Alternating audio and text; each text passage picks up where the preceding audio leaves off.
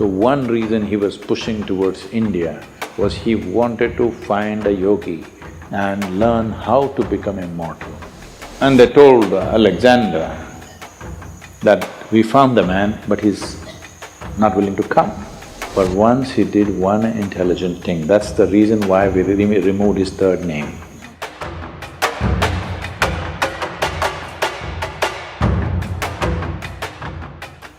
See, Alexander, in our history textbooks, school textbooks, they said Alexander the Great. They only got the first name, the middle name, they missed out the last name. His name was Alexander the Great Idiot. But because it was too long, somebody left out the last name.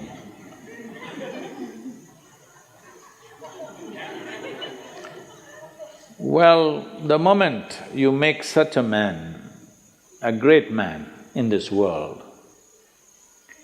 then in many ways you have just destroyed the future of humanity. Because from the age of 16, I think he died around 32 or 33, all he did was kill, kill and kill, without purpose. Going to new places and killing, going to new places and killing, saying, I have conquered this, I have conquered that. And he had gathered a band of young people from his native place who traveled with him to fight with him. Periodically, he executed one of them, just accusing them of something. You know, always somebody would be betraying a tyrant like that, and the tyrant is always fearful that somebody may plot against him. So, something they will discover and say, he did it, and a public execution of him will happen. He was very close to you, he traveled with you, everything, but you just kill him so that everybody else is in line. Periodically, he killed one of those people who are very close to him, just to set an example. This is the kind of man he is. He is death all the time, but he doesn't want to die.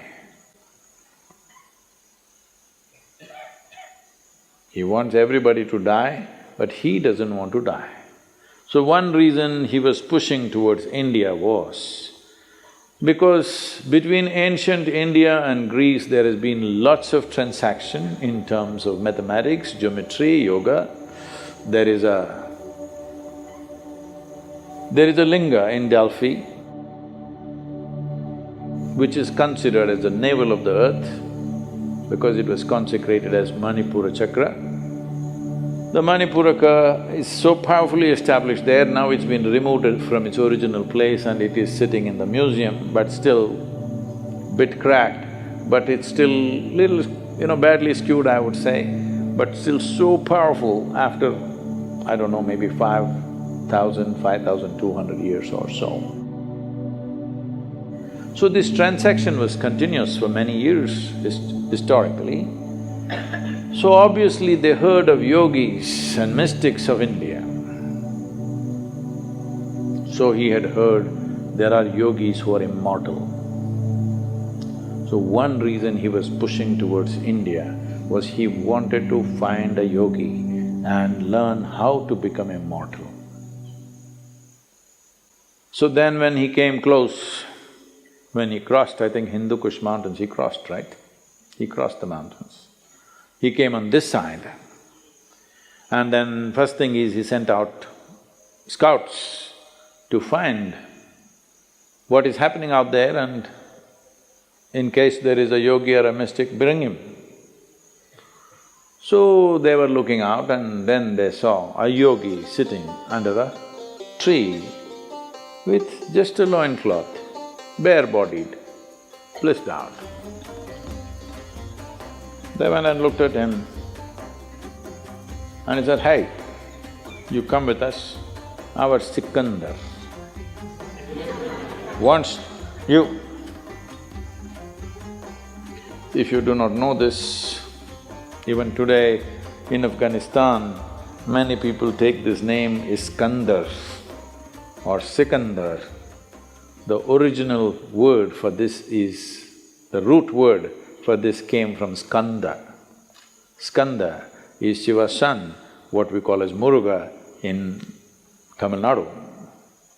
Because Skanda was such a great warrior,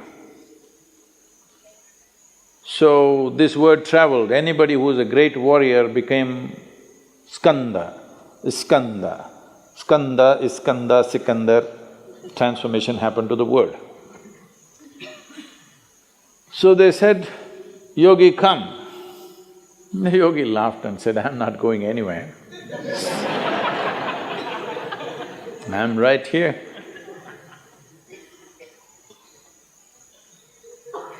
Then they pulled out their swords. These are violent men. They don't think twice about taking off heads. It's not even something that, of any consequence to them. They can take away hundreds of heads in a day without any qualms about it. So, very violent men, they pulled out their swords and said, "Either you come or we'll take off your head." The yogi said, "See, I'm sitting here like this because everything that I have to do has been done. You want to take my head, you take it, but you will not get my wisdom or my intelligence. If you take my head, you can take it, you want." Then they looked at each other, that's all. See, they had never seen a man who not terrorized by the swords that they pull out, because they're not pulling out in bare, empty threat. They can take off heads, they're very good at it. They had never seen a man who's not terrorized, he's saying, "Okay, take my head." I thought, "Oh, this guy must be really immortal."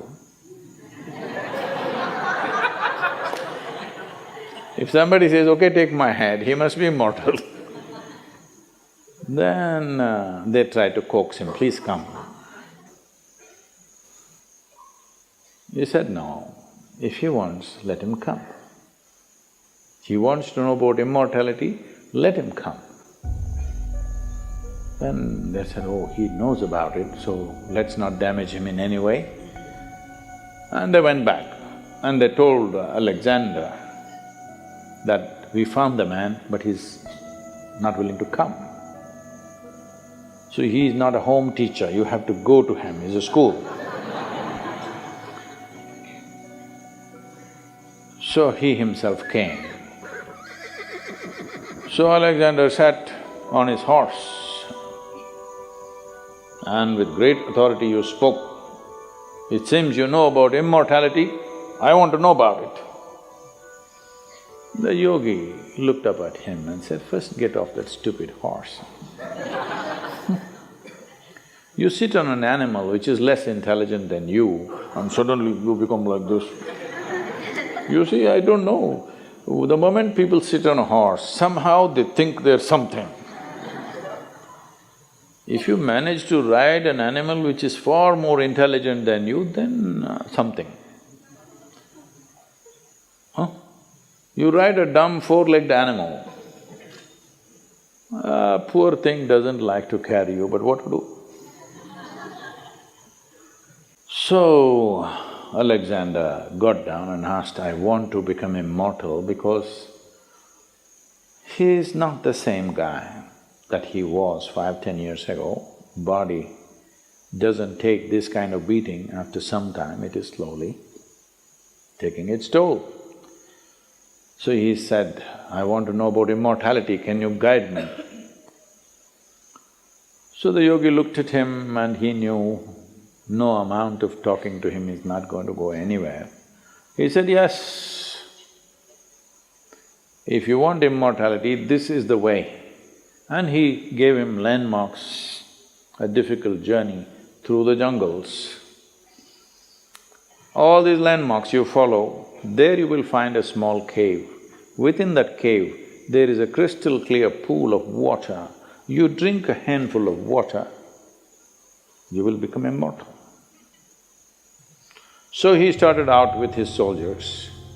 Then as he followed, after 3 days, all these landmarks were coming true as it has been described. Then he looked at these 5–6 soldiers who were with him If these guys also drink, if they become immortal, then how to deal with them? Because all your life you dealt with everything with the putting the fear of death into people. Now if these 5-6 soldiers drink that water and they also become immortal, this is going to be a disaster, no control. 5 immortal people on the planet, not good. Just, I am immortal, this is good. So he said, you stay here. He left them for the last leg of the journey and he went by himself. Then he found that cave. Within the cave, he saw a pool of crystal clear water. He rushed in and he was about to drink. There was a crow sitting at the other edge of the pool and the crow said, wait. He looked at the crow, fortunately water slips out of your hands, you know. And the crow said, see, I drank this water, I don't know how many million years ago. And now I cannot die. I'm just sitting here endlessly. Just imagine, if you become immortal, you cannot even commit suicide.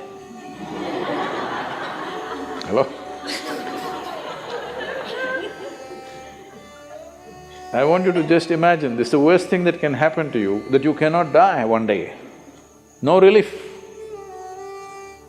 I'm sitting here for millions of years, there is nothing I can do.